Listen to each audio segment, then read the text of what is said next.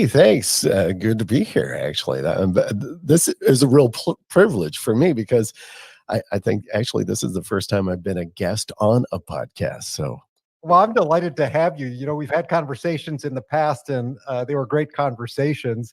And so it's great to have you as a guest here so I could ask you some specific questions about what you do. But I'd like to start out, for the last few months, every episode that I've recorded sort of starts out with a little disclaimer that we're recording this in the middle of COVID. People have been locked down at their homes. And I know you're an outdoor guy. You love to run, you love to backpack. Have you been able to do any of that during this time of COVID? Can you escape and have some solitude? it's funny you even asked that, actually. So, yes. And I'm the scoutmaster for my son's Boy Scout troop. And so we do a lot of camping through that organization. But earlier this summer, my son and I were supposed to go on a camping trip with the whole troop. And because of the pandemic, we canceled all of that. But my son and I decided, hey, let's just go. And so we went out to the hills in Pennsylvania and did a 4-day backpacking trip. And then literally just this last weekend, the whole family, we went out to Pennsylvania and did a weekend camping adventure, just the four of us. So yeah, that was fun. Yeah. So anyway, it just is a nice getaway because otherwise we're just so quarantined kind of in our little village where we live, and walking around and keeping distant from everybody. And so, yeah, it's just kind of nice to get a different, environment, change of pace. I've heard on the news that the national parks are actually swamped with visitors right now because people are off, the kids are around, they need something to do. Outdoors is a pretty safe place to be, and people are swamping the parks. Oh, it is really difficult. Yes. And so, and I think, and I don't know, the trip that we took, my son and I earlier, it was a place, it wasn't like a campground kind of thing. And so it was more wilderness. And I think because of that, it provided more seclusion, I think. We saw just a handful of people on the trails. But this last weekend, oh my gosh, yeah, it was packed. And we did stay kind of at a wilderness campground, but it was packed too. We literally got the last site available. And yeah, so I don't know how many people were actually at this campsite, but it was crazy. It was right on Lake Erie, which was beautiful, but and we went to go see the sunrise or sunset. Sunrise, no way my wife would get up for that. Went to go see the sunset, and I swear there were like 100 people. Like, oh my gosh, this is crazy. We can't do that. Oh, that's funny. Yeah, I'm an outdoor guy myself, and usually I take a trip out west to go into the mountains and go camping and hiking. And boy, this year more than any, I really want to be able to do that because it would be nice just to get away for a little while. I tell you. Well, it's hard. I would love to do something like that. It's hard. We had a whole big trip planned, and we ended up canceling that to go out west. And usually during spring break, we try to take the kids and go show them stuff out west. I have lived out in California and the Pacific Northwest, and like, I got to get you out and see some of these great places. But we had a trip planned to go out to New Mexico and ended up having to cancel that thing. It's just the time that we live in. And, I'd love to dig into a little bit of your background because you're an entrepreneur by heart. 38 Digital Market is not your first rodeo. Talk to me a little bit about, your entrepreneurial adventures. You've started a few companies. Well, I've started a few companies, and really kind of, I always kind of tell people I kind of fell into business, I think by accident, but thankfully I did. I wasn't exactly sure. I always thought I was going to teach is really what I thought I was going to do. And I went to grad school and had got my master's in English and thought, well, I'm just going to teach. And I ended up, right after grad school, actually going to work for a national retailer and progressing with those folks, opening stores, managing a store, opening stores, and then taking on a regional role, and then moving, being recruited to go run other national retailers. And so that has been fun and complete kind of, when I look back at my career, like, wow, that was interesting and not really what I thought.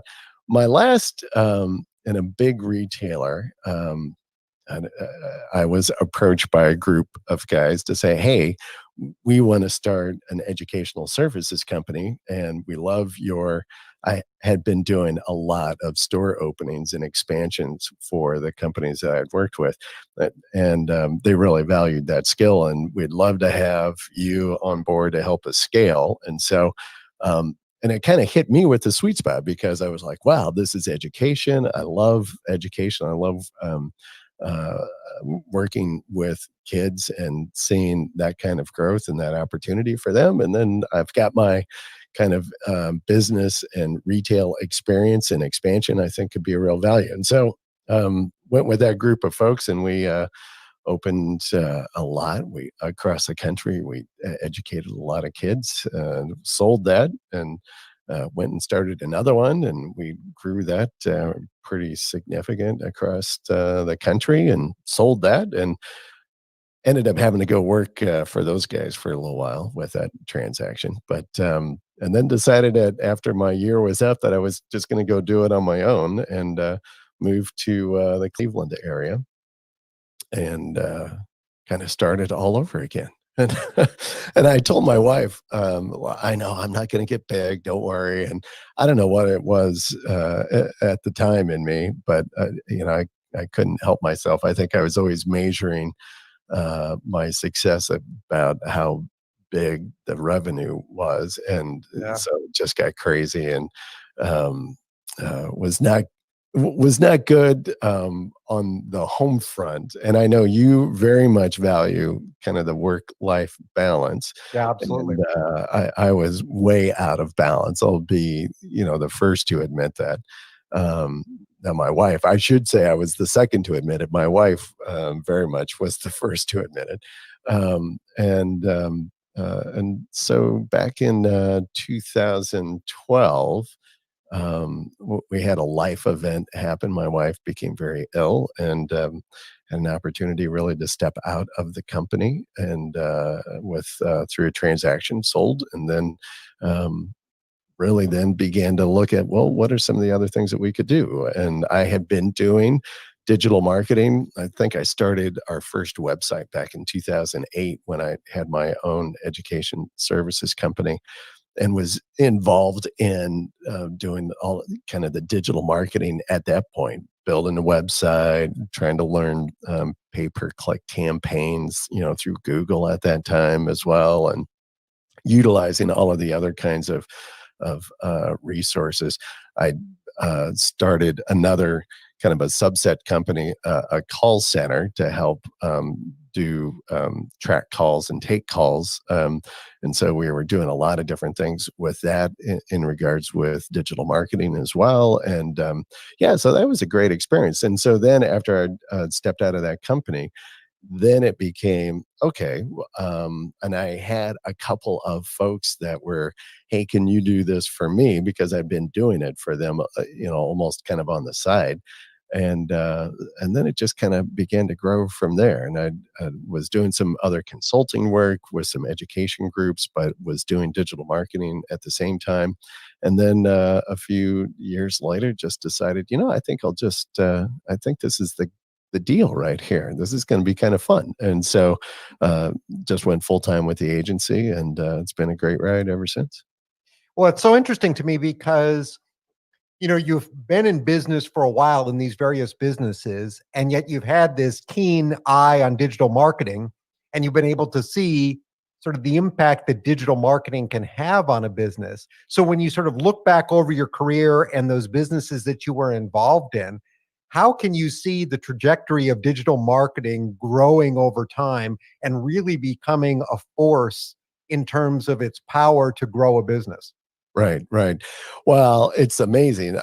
Obviously, you and I have been around to see really the maturity of marketing, the internet over the course of our lifetime. Whereas my kids, who my oldest is 14, he has no idea about life without an iPhone. And Right. so, um, but for us, absolutely, I can see, how the importance of digital marketing and maybe just so everybody understands, maybe so just so we kind of get on the same playing field in regards. So when I think of digital marketing, it really is anything in regards to either building the brand and or what I always tell clients is that we're expanding your digital footprint. So we are, whether it's in your website, whether it's content on various social sites, LinkedIn or Facebook, as an example, doing video production, and having videos out there for distribution and utilizing for whatever purposes, as well as getting recognition from other platforms in regards to your brand. We do a lot of press releases for our clients as well. So that's all kind of digital marketing around, from our perspective. And all of that, there's so many different research or stats, that you could kind of throw out in regards to just the behavior of people as digital marketing has matured over the last several years. But the way that people really, though, and especially with their phones, that if they're local, like if you're looking for a plumber, they'll be on their phones most of the time. It's somewhere around 65% of the time they'll get their phone out and they'll like, I need a plumber in Cleveland. And that's how they'll search. And they'll look at the uh, that first page. Almost nobody. What is the great word if you ever want to hide a dead body? Put them on the second page of Google. Right. Nobody ever goes beyond the first page of the search page of Google. And so, all of our bread and butter is like get you on the first page. But you look for that local plumber and you either look like in that, it's called the Google map pack. You see the map there with the push pins, and you usually see like 3 kind of local businesses right there. And so we try to get our clients into that if they're a services kind of an industry or on the first page. But if you're on your phone, you usually are like, great, there they are. I'm going to hit the call and then boom, and then you're connected. Well, 10 years ago or so, that was never even thought of. And so the way that consumer behavior has changed or migrated to this whole digital platform is absolutely amazing. The advent of the iPhone or that whole mobile device has really opened up the door in so many different ways. Before, obviously it was just people on their desktop looking and searching the web, and just as the industry has matured, then we begin to understand more consumer activities, their behavior online, what they use, when they use it, how they use it, user intent, search terms, all of those kinds of things. And digital marketing is, and it just continues to evolve. It's every day, every week, it seems like we're kind of learning something new and something new to apply in order to benefit our clients. Well, it wasn't that long ago that I think a website was almost a stake in the ground. You had to have an online presence, but that's really all it was. It was just an online presence. And then, you've got SEO and you've got online reviews and you've got lead generation and lead conversion. There's so much more now that a web presence needs to do for you. And Right. obviously, all of this falls under the blanket of digital marketing and what it can do for you. And I know you mentioned something that's also very important, which is how things have gone mobile. And now, not only do you need to do all those things, but you need to do them in a mobile responsive way so that people can get access to that information on their devices. So I know with your agency, you also work with local businesses, and that brings in a whole unique set of challenges, right? It's that getting found, it's the Right. reputation management, getting reviews and things like that. Talk about that a little bit about what you need to do above and beyond for a local business. Right, right. And you're absolutely right. The mobile aspect is so critical because, as I said earlier, is that, internet use is about 65% mobile. And so businesses really have to understand that and then understand even further the consumer behavior around mobile. And not only does your site need to be responsive, meaning that it changes depending upon what platform that it's being viewed on, whether it's a desktop, a phone, a pad, but also it's got to be very quick to load up because somebody's on their phone. They're not going to kind of hang out and wait for a slow website to kind of build and show them information. And so much of that, I think of my kids, they just want instant gratification. They want to, like, how come it's not there? Why is it taking so long? And so your websites or whatever that digital platform is has to be quick. So it's got to be, so almost everything that we do now is all kind of geared around mobile first and then desktop second. And the behavior and even some of the search terms are end up being different because of that. And so you mentioned about local businesses. And so a consumer, and especially again, if you're in the services industry, so if you're a plumber, a roofer, an electrician,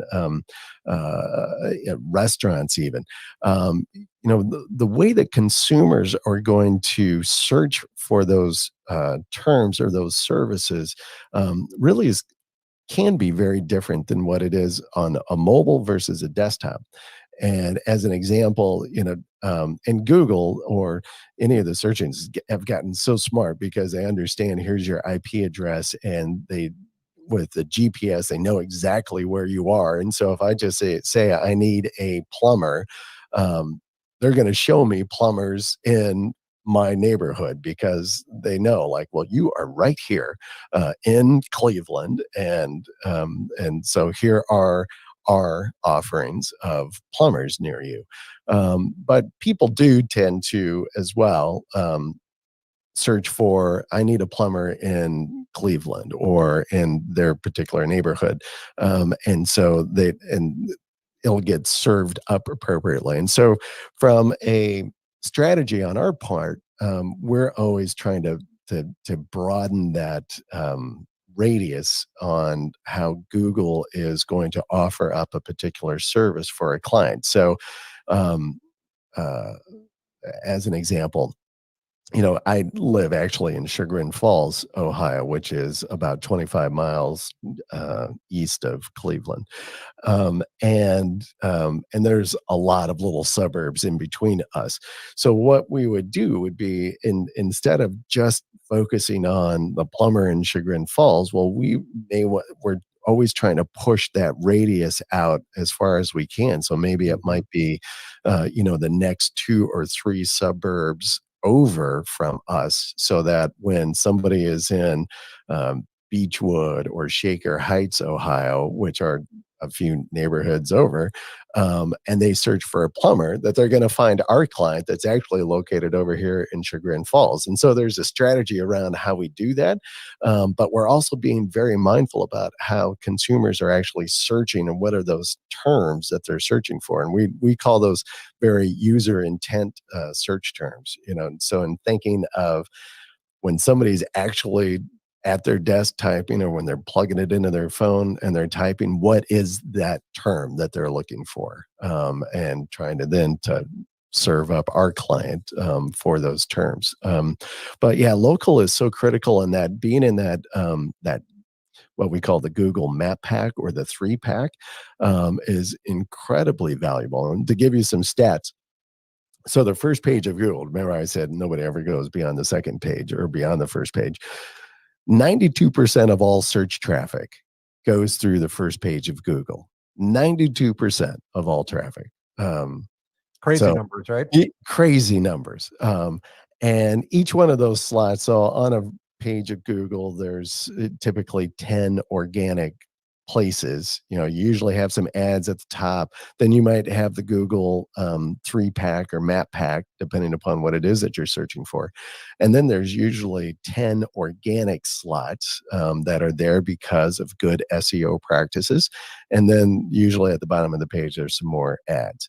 And so what we're always trying to get, and especially if it's a services industry, is get our clients right there in that 3-pack, because about 40 to 45%, depending upon industry even, goes through of that first page traffic goes through that Google map pack. So if our client is a plumber, we're doing everything that we can to get them in that 3-pack because of the high click-through rate for them when they show up in that 3-pack. I mean, it's incredibly valuable to them. Well, and it's all these layers, right? You're talking about all these layers of things Yeah. that you have to do to get that traffic, because then once they're in that 3-pack, what's going to make them choose item number 2 versus number 3? That's usually the reviews, right? The positive reviews. So then there's this whole effort around getting positive reviews on the Google My Business so that you're the one that gets picked. Right. Yeah. And so they're going to look at you, and they might be a name they might be familiar with as being a local business, but they're going to look at the reviews, the ratings. Absolutely. They're going to see a little bit of the description. Yeah. And so there's an incredible amount of strategy and tactics that we employ to try to make that happen for our clients. And, but it's amazing once you're there, the volume of traffic that flows because of it. So I don't know. We created a free book that we give out. People can email me and or go to our website and go grab it. But it's called the 3-pack Secrets, and they can go and jump it and get it and start doing some of the work on their own, begin to tackle some of these things. No, I think that's really useful, and I'll make sure to put that in the show notes as well. So that's a strategy for a local business, but not everybody is a service-based business where they're going to be on a map because they have a physical Right. location. So next to that, the sort of holy grail of digital marketing is organic leads. It's driving people to your website without really having to pay advertising dollars to get them there. So that's all about content. And what are you seeing from a content perspective right now that's really working, that's really engaging with prospects? Well, I'll tell you, it is content. I mean, in a very simple term, it is content, and content in a lot of different ways. So, as you said earlier, like it used to be your stake in the ground was get a website up and then play around with it a little bit and try to, rank it from an SEO or search engine optimization standpoint. And now, because there are so many websites out there. I mean, it's massive, the amount of information, right? That is continually updated every day. And so you're not just concerned about your website, but it's all of these other digital platforms out there, the Facebook, the LinkedIn, Instagram, anything else, YouTube, anything else that's out there, that you're trying to kind of synchronize content or your brand with on all of those platforms in order to create this cohesive branding element, so that when people are looking for your product or service specifically, that your brand becomes mentioned. Content is so critical for that, and it's one of the things that we do and spend quite a bit of time with, which is content, whether it's in a written form, whether it's in a video form, because video is so huge and plays a real critical role from a branding and content, and be able to link and push people back to your website, because YouTube is the second largest search engine in the universe, and just happens to be owned by the first largest search engine in the universe. At least So for now, right? yes. And so everything that we can do with video, and there's things that we do to optimize that appropriately to drive that in from a search and ranking standpoint. And it helps drive kind of that power, that boost to your own branded website as well. You keep these things linked together, keep that relationship. It's highly critical. So we do a lot of content. Written is great because the search engines are looking for that know, like, and trust only in a digital way. So the search engines want to see, are you an authority? Are you credible? Are you providing content that's useful and valuable to those who are searching for it? And is it consistent? Are you continually putting content out there that makes sense? That the user who's looking for XYZ can get their answers off of the content that you're providing, and or can you expound on it enough so that it becomes a valuable source for the user? And so doing this content is real critical, and we take an approach that we're doing written content and we combine it with video to supplement the written content that we do. We distribute or syndicate that out in a lot of different ways, depending upon what the client is or what they're doing or what that particular content is. We may do a press release with it as well that just further distributes out that content and that information. All of them kind of pulling back and pointing back to the client's website in order to generate leads. So it's a real kind of octopus kind of approach, because you've got a lot of different tentacles spreading out from this content base and pulling it all back into the main source, which could be your website or a landing page. So, but yeah, content is so critical, and having a good strategy around content. It's not just I'm going to write this blog. Hey, great. But it's really having a strategy around not just that blog, but the next 3 or 5 blogs or articles that are coming after that to help support it. So there's a real strategy then what that material or that content's going to be and how you're going to interlink them and how you're going to support it, again, kind of through video. And and podcasting is becoming such a real kind of firestorm right now, and podcasting is growing just in double digit growth year over year. And having content that's in this kind of a format only helps and adds another log to the fire, so to speak, about building the brand and the content disbursement for a client. I think that's so true. When people get excited about things like posting to an Instagram story or doing a video on TikTok, or these are fun, sexy things, and they're good. I mean, those are big platforms. They can drive traffic. But what I really love as an inbound marketing guy is I really love some of this content that really turns into evergreen content over time. Because if you do an ebook, or you write a blog post, or you create a video that you put on YouTube or your website, this stuff stays out there until you take it down.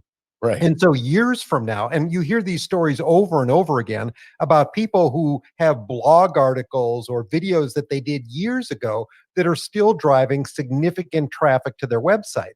And it's not to say that a Instagram story or a TikTok video isn't good, because they serve different purposes in a comprehensive strategy. But they're here today, gone tomorrow, just like an advertisement. These Right. other kinds of investments in content can have value for years and be major traffic builders over time. Right. Yeah.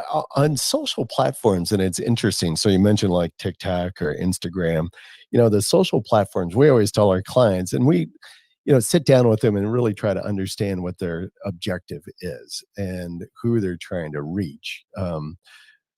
Oftentimes we do tell them you need to have some social content. You need to have that presence, because it's all about the search engines looking to see your brand. Is it an authority? Is it a brand to be trusted? Is it a credible brand? Having active, content driven social platforms, TikTok, Instagram, whatever the flavor of the month is, it's critical for that, because the search engines give credit to it.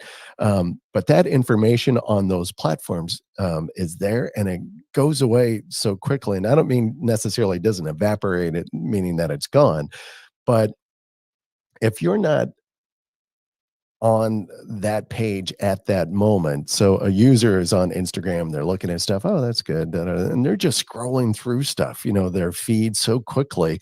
You may not necessarily pop up. They may be following you, but they may not ever see what it is that you're posting up there. And the likelihood that they're going to, unless you're like, a celebrity, the likelihood that they're going to go, oh, what did Randy post today? Is very small. And so the social platforms are good and it's great to pump that stuff out. But if you're looking for that influencer kind of market, and the ability to be that influencer, I mean, you are putting so much content out there just in social media to build up that following. That's almost all you're focusing on. And if you really are looking for all of and I think, as you had said, just the inbound leads and the value of that, it's the content that can reside and stay long term. And the search engines are going to value that and reward you for that. That is going to be a big payoff for you.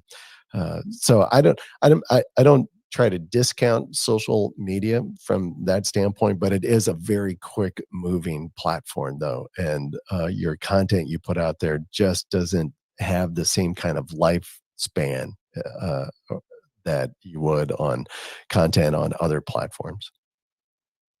One of the things that we try to focus on this podcast is a lot of our listeners are from small and mid-sized businesses. They have a marketing operation within their company.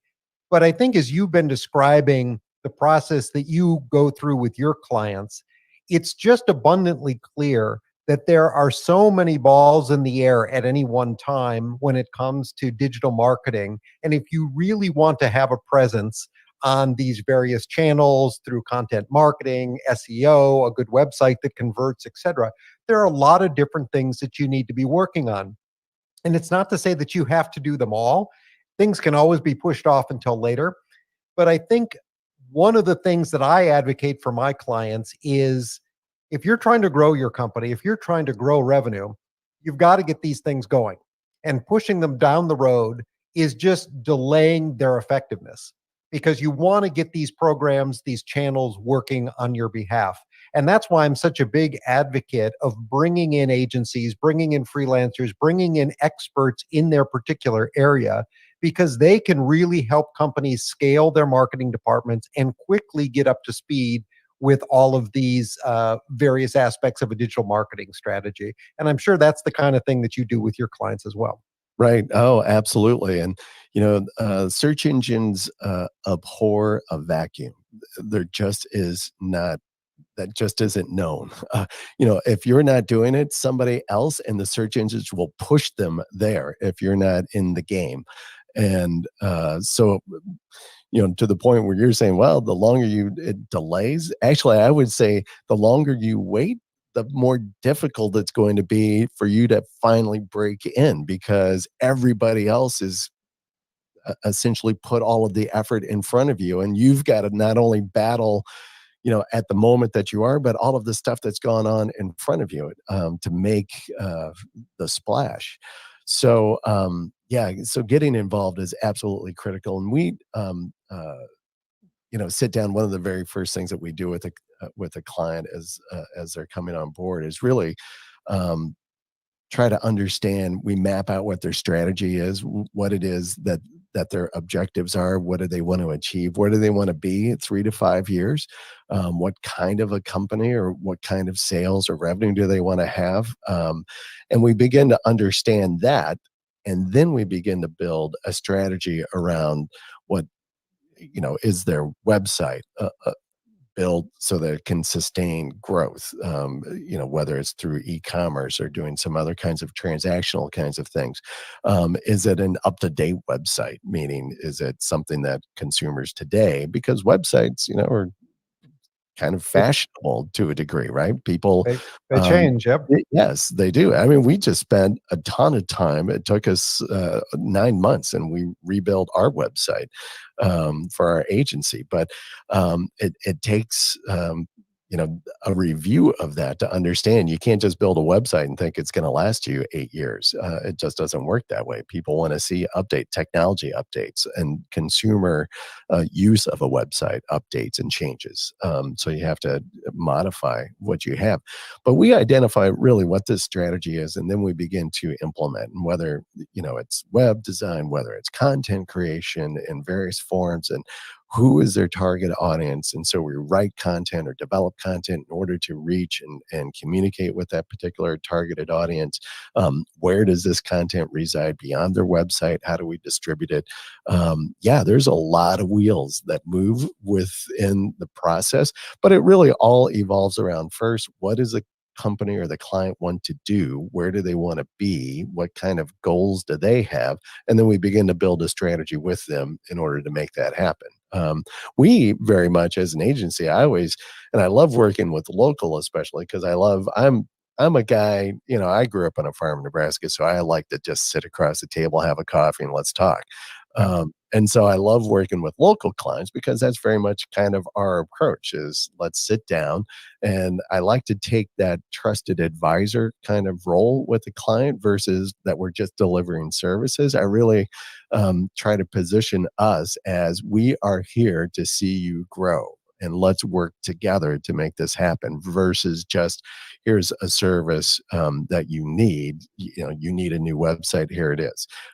We really want to try to understand how your consumer, how our clients' targeted audience, how they interact, what they're looking for, so that we can build the right website for them and or build the right content and get it in the right places for their targeted audience to drive those leads back and help them achieve the goals that they want to achieve. That's actually a perfect segue, because I know that you are a podcast host yourself. You've got a show called Running the Bases with Small Businesses, and you've had the ability to interview some of your clients on that show to talk about their experiences and their entrepreneurship journey. Tell the audience a little bit about your podcast and where they can find it. Yeah, great. No, I appreciate the opportunity. So I think probably, as like most people, the pandemic hit, and all of a sudden we had lockdowns and all of this stuff. And so we ended up having a little different work environment and what we were focusing, at that point as well. And a podcast was something I'd been thinking about for the last, 9 months, 12 months. And we just decided, hey, we're in the midst of this thing. Let's get this thing rolling. And so we kind of committed to it, put our first show out in April. And I really wanted to take the approach that I wanted it as a vehicle to kind of hallmark our clients. There's a tremendous SEO value that we can do with podcasts, but it's also the content. Then it can really lift up our guests, whoever they are, and place them as an authority. And so that has been our approach. And now we have kind of shows recorded and booked out through November at this point. And so we're looking at other people joining as coming on guests. But our podcast really is focused on small businesses. So as it says, running the bases, and I'll get to that here, is that, we interview small business owners and entrepreneurs, and really it's around, not so much around the business that they own or they operate, but as much kind of their own story and their journey as an entrepreneur, and how did they land on the idea or the solution that their company or service provides for consumers. How do they market that? How do they create strategy? As some folks are solopreneurs. Some of them, have a team. Where do they find their support and motivation to keep going and stay focused on moving their business forward? To talk about the challenges and what those challenges are and what they've done to overcome some of those challenges. So the audience that listens to the podcast really are small business owners and entrepreneurs. And so our guests, I'm trying to get them to kind of share some of their successes and their challenges and how they've overcome. So as a form of advice and resource for the audience. So it's a lot of fun. I call it running the bases because I'm a big baseball fan. I love baseball. If you look at our logo, I kind of have it so it's a little bit looks like a little baseballish kind of a look to it, and so I call it running the bases, and I try to weave in a little bit of baseball jargon with it as well. We have a little seventh inning stretch where I ask a little baseball, either trivia or questions or something related, maybe with the guest around baseball. So we have a little fun. It's a great show. I was honored to be a guest on it, and Yeah. I really appreciate that. You're a great interviewer, and I love the baseball theme. It makes it fun and different. Randy, where can people find you and 38 Digital Market? Yeah, I appreciate it. 38digitalmarket.com. It's 38digitalmarket.com.